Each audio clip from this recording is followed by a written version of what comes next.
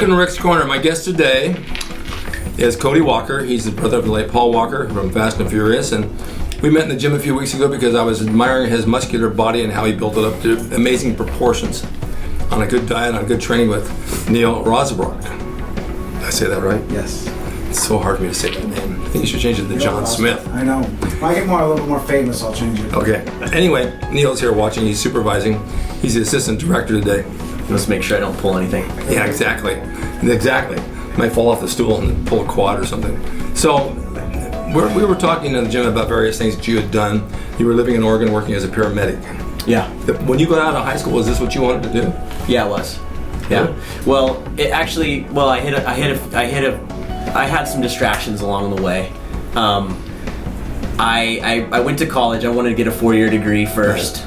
And so I went to 2 community colleges and then ultimately transferred into UC Santa Barbara. And while I was there, I was having party school. Yeah, but I stayed on track. I was pretty good. Yeah. And it was about my junior year there when I realized, this 4-year degree is going to be cool and everything, but I still don't really care for anything that's offered here. I want to be a paramedic. I want to go work in the field. My mom, my sister are registered nurses, which is wonderful, but I wanted to do something different. I wanted to be out in the field and really getting my hands dirty. And so after I graduated UC Santa Barbara, I did a 2-year program up in Oregon and became a paramedic up there. People go to school and they get degrees and all kinds of different things, and they get out of school and they think, that's not what I want to do.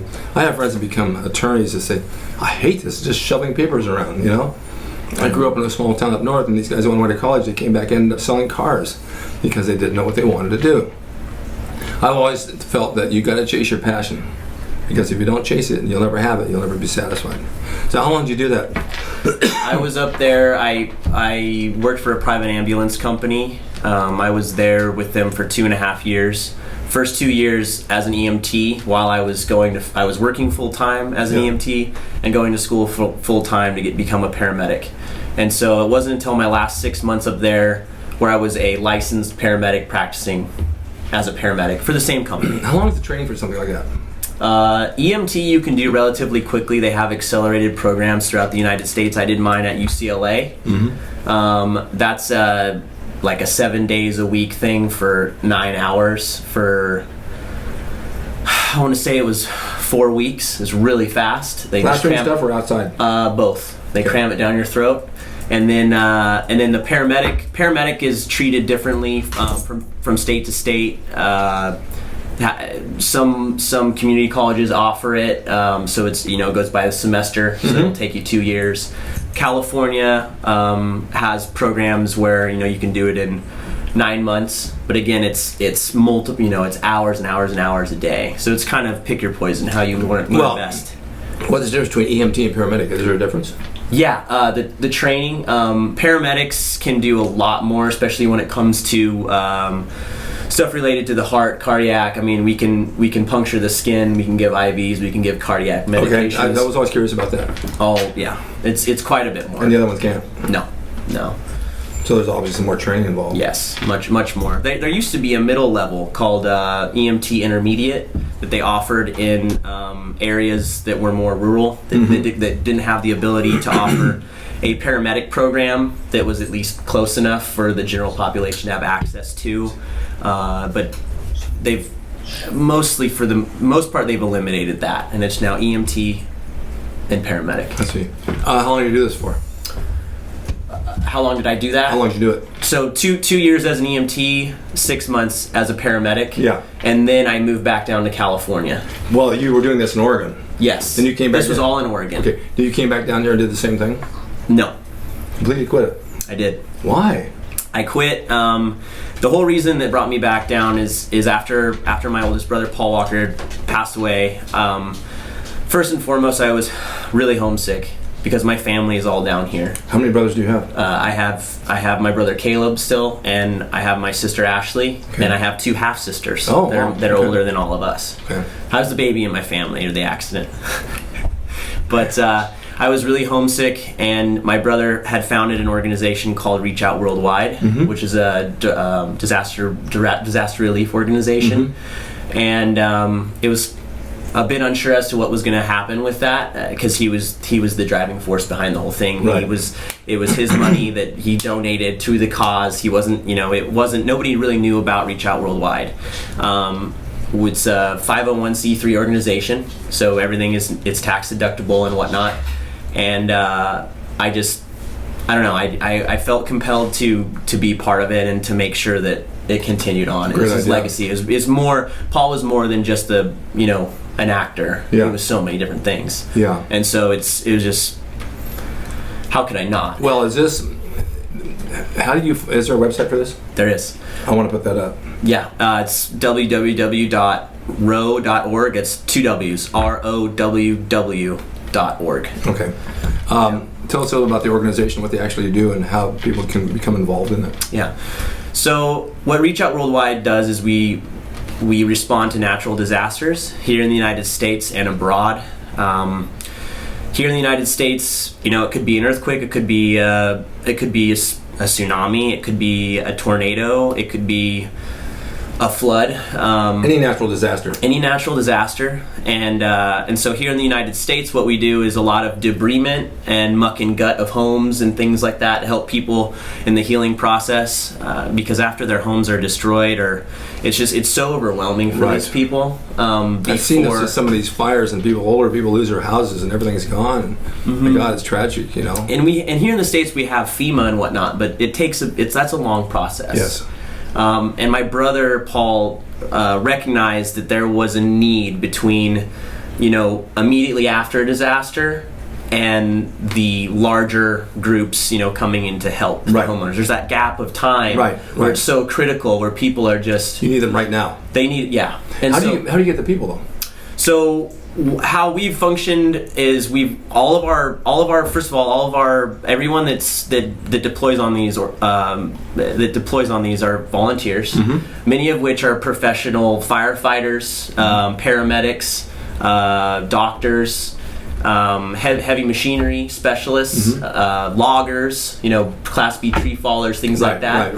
And it gives a way for those professionals to give back, where otherwise, it's, what do you mean I can make a difference doing what I do with falling trees? It's like, absolutely. So basically they're on a call list. Yes. We have a call list, and we have the ability with our program to go through and go, hey, this is the type of deployment we're gonna be going on. These are the specialties that we require, and we can refine that in the search list, and then a text message and email goes out. And for our muck and gut deployments, which are a little less specialized, it's going in, tearing down drywall, taking out insulation, just dirty, hard work. The demolition. Yes, we accept day volunteers in those local areas, people that are wherever they want to drive from and they want to meet the team. We'll outfit them with the tools and everything they need, and we'll go to work. That sounds great. Yeah. People donate money. Yes. And then they volunteer their time, and so they get it from both ends that way. That's right. So we can send them to the website, and they can look it over and do whatever they want to do. It's ROWW.org. And we also have a Facebook page, which is the very best way to stay up to date with what we're doing, any events or deployments that we have going on. Yeah. Well, I'm glad you brought that up. Now, how'd you get into acting? How did I get into acting? Well, I've always wanted to be an actor after I was a paramedic. Right. So everyone in my family, we all started as kids acting. Yeah. I have the best parents in the world. It wasn't, you hear some of this child actor stuff where it's like, is it really for the kid or is it really for mom and dad? No, it wasn't that the case. That was not the case for us growing up. It was just kind of something that my mom did some modeling when she was in her early 20s. So she understood it. Yeah, and so Paul was the firstborn, and her friends were like, you know what? Paul's just so cute. Like you should go see, and get him an agent and go and do some stuff. And Paul was a natural at it and just really took off with that. And Caleb and my sister Ashley and myself, we did commercials and whatnot growing up. I was a drama kid up until like middle school. By the time I reached high school, I was focused on sports, and I kind of went a different direction. Well, it's not an easy business, we've all been there, and it's auditioning and waiting and driving, and it's like, oh my God. Especially when you're a kid. Yeah. Yeah, when there's 200 other kids with parents. Mm-hmm. Yeah, forget it. Yeah, and so yeah, I took a different path. I never looked back. I thought I had everything figured out. I moved to Oregon. I found the love of my life. She's originally from Oregon. Mm-hmm. And that's what kind of pulled me up there after college.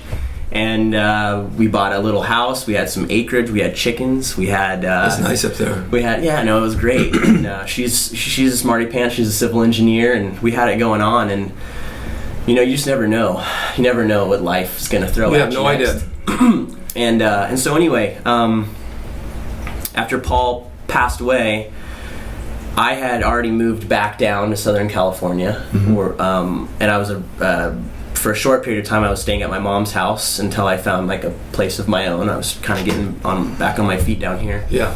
And Universal contacted my family, and this was after Vin and Michelle and Tyrese and all of them came to my mom's house, and they stayed for like days during this whole period. And one thing that Vin asked my mother after a few days was, "What are we gonna? Do you want us to should we end this right now?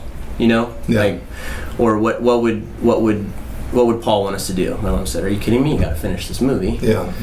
And so at this point, I was still not in the picture. I mean, this is something that happened, and then this was a good 2 months later, maybe, when Universal reached out to my family, particularly my dad, and said, "What do you think about your other two sons coming in and seeing if they can help finish this because of the similarities?" Sure.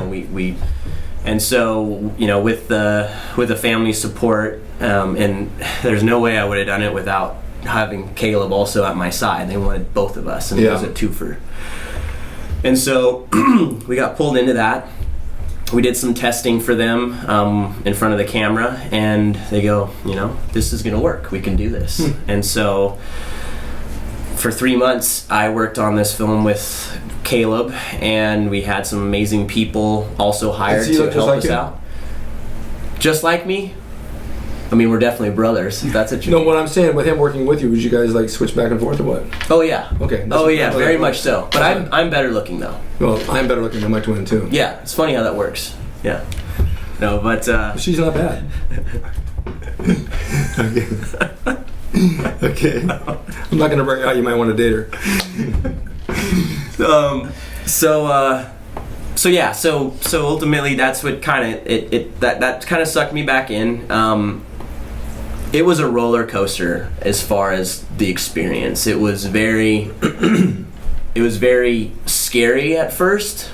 I mean, talk about being thrown into the lion's den. I mean, it's a huge production. It's everybody loved my brother so much, and he was the best. And so there was people were really nervous. It's like, what are their brother? Are they going to be just as cool as Paul? Because how does it get any cooler than that? And it ended up being a really good experience, getting to meet a lot of the people that Paul's been working with for so many years. I met several of them, years ago, but I'm talking about just, your grips and your sound guys and everybody involved that has been, I worked on number 2 and 4 and 5 and 6 and hearing all the stories from just the crew, just like as I'm sure they're very supportive. Very, very supportive. And I made some incredible friends during the journey, and I mean, we're just attached at the hip for 3 months. How did you make that transition? I mean, how did they write the script?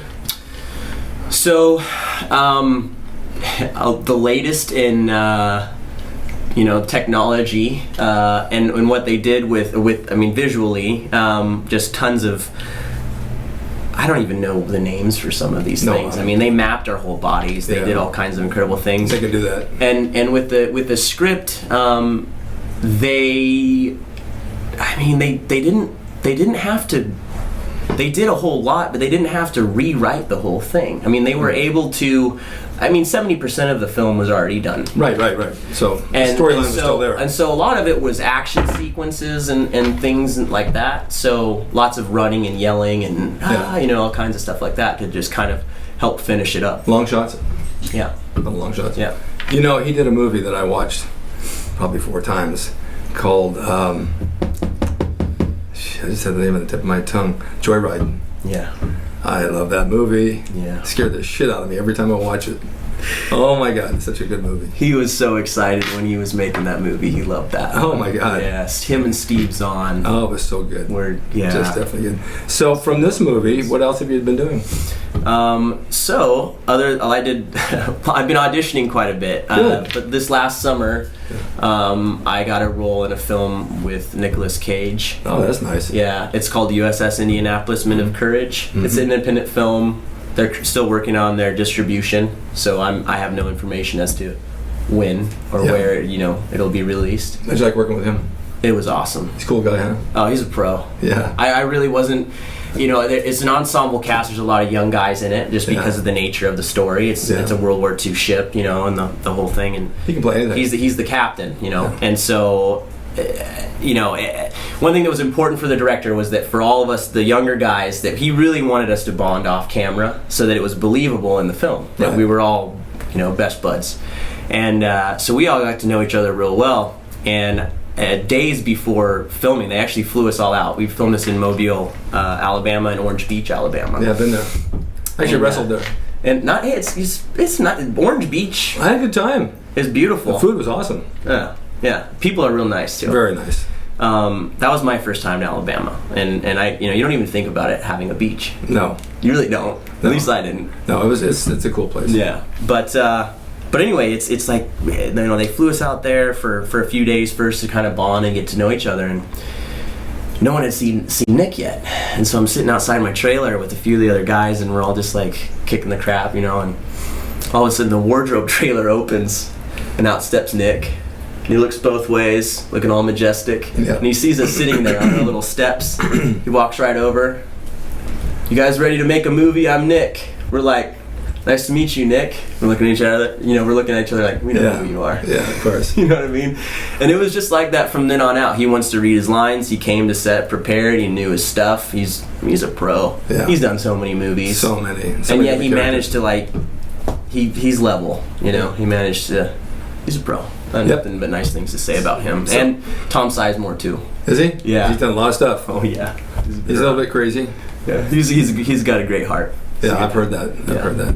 Actually, I met his wife in Starbucks one day. She was in front of me like flipping out and doing shit. "Well, I'm Tom Sizemore's wife, or his ex-wife, I should say." "Okay. Now what would you like me to do?" So it was kind of funny. So what got you into training with weights? I wanted to. You saw my picture? Is that what it was? I did. It's that. Yeah. And I was always in good shape growing up. I mean, I actually had my. That's a lie. I just lied. Growing up, I went through my husky stage.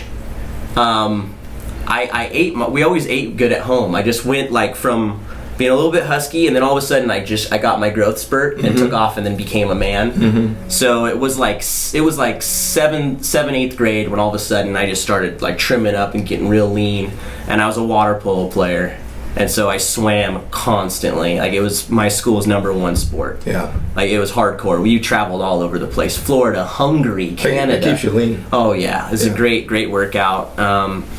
And so, I hit college, and I continued playing a little bit in club and whatnot, water polo. Mm-hmm. And I've always been an active guy, but after about my sophomore year, I just kind of, I was having fun and not really taking as good a care of myself as I should. And I don't know, I was kind of sick of it. I wanted to lean up again.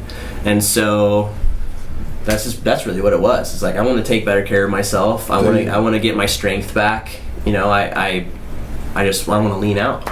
So you found Neil? So I found Neil through a mutual friend, Valentino Morales, who's best friends with Vin Diesel. Mm-hmm. And Val's really into jiu-jitsu, Brazilian jiu-jitsu, and I did that in college as well. And Paul was really into Brazilian jiu-jitsu. That's what got me into it at a younger age. And I was at Val's place one day, rolling. His whole garage is set up like a jiu-jitsu gym. It's awesome. And I go, "Hey Val, I want to get buff, man." And he goes, "Well, I got the man for you. His name's Neil. I'll hook you up." So that's that. How long you been with him now? A year and a half. You made some good progress. Year and a half. Yeah, around. Yeah. Yeah. You can come in here and talk to us. Oh, okay. It's been a year and a half. I like food. So, but no, I made good progress. Absolutely. You guys all know Neil. He's been on the show before, and I met Cody through him. But Neil's a good trainer. He knows what he's doing. He's been bodybuilding forever. Yes, Thank you. sir. Yeah, and it's a system. You got to be able to train properly and eat properly. And so many people in the gym don't. We've seen so many cases, right? Oh yeah, I mean, it's like 80% diet. I'm teaching Cody how to eat, what not to eat. I got him on all natural stuff, all natural supplements. Yeah. I put around maybe 10 to 12 pounds with him on him already. So, for what he wants to be lean and mean because the camera adds automatically 10 pounds anyway. Right. So he's nice and lean with a little bit more muscle. That's all. Are you eating a lot of food? You know what? I don't eat enough food. No, I don't. I do either. I don't eat enough food. And water. And I don't drink enough water. I don't. Well, I do now. I didn't either for a long time, but now I got to replenish all this stuff's going through me, and I'm thirsty all the time. So the water is a big factor. Right. And it's hard to drink water in the winter when you're not hot. You got to force it down because you really don't want it. But in the summer, it's easy. Yeah. You keep it with you, you'll drink it. I know, that's the thing. Just keep it with me. Got to keep it with you all the I'm always time. on the go, and I don't. And so, what's your future plans? My future plans, I have some stuff in the oven right now as far as potential projects that I'm excited about, and I'm just gonna keep doing that. I'm gonna keep doing this, and I'm gonna keep Row going. Would you like to get on the production end of the film and be a producer and produce something of your own? Maybe eventually. Yeah, I think it'd be fun. Eventually, after I have more experience. Yeah. It's always nice to be in charge and have something that you're passionate about that you can put together. Like this show, I love doing this, and I can see the end result, put it together, and come out with what I want, rather than have to wait for somebody else to do it, because I don't like waiting. Yeah. But this works out good. He's a good client, huh? He's great. How many days a week? Usually 4. Yeah, 3 to 4. Yeah, 4 is good. Yeah, 4 is Yeah. good. Well, I'm really glad you came here, but I need to make an announcement. Is that okay? Yeah. Okay, you guys all know that I did the Gold's Gym logo, and I have a new line called Equalizer Apparel. I met with some lady up in Seattle, and she has a t-shirt company. And we came out, after the Gold's Gym logo, I came with many different designs, but I have something now, like this one I've got on, Fuel Your Success, which is a motivational t-shirt. I have a vintage shirt with all of us guys from the golden era, the picture of Arnold and all of us. I also has a wrestling shirt because I wrestled for years. And there's just probably about 5 or 6 designs, and on the Equalizer Apparel website, which I will put up in the description of this show. So go on and check it out. You can order direct from that website and find a shirt that you like. They're all signed by me, they're all designed by me, and they're all follow the path of success and motivation, and that's what we all need in our lives. That's why we're all here today, because we're motivated to be successful, not failures. And as you know, I've been pretty sick for the past month, and I threw that sickness out the window, and I said I'm going back to the gym because I'm going to be like Cody and Neil. And I've been there every day, haven't I? Yes, you have. Yes. And I have not failed yet, and I don't intend to. So anyway, I want you guys to check that site out. We're going to put Cody's links up for his stuff that he's doing, and Neil, we're going to, I'm not sure what we'll do with you yet. We'll probably send you back to Chippendales. Yeah, I wouldn't mind. True chip. True Chip. chip. Yeah. Thanks so much. Yeah. Thanks a lot. Thanks, Neil, Thank for bringing you. him over here. Yeah, anytime. Thank you. I like that color shirt. I might Yeah. steal it. Thank you guys for watching Rick's Corner, and we'll see you next time. Say goodbye to Cody.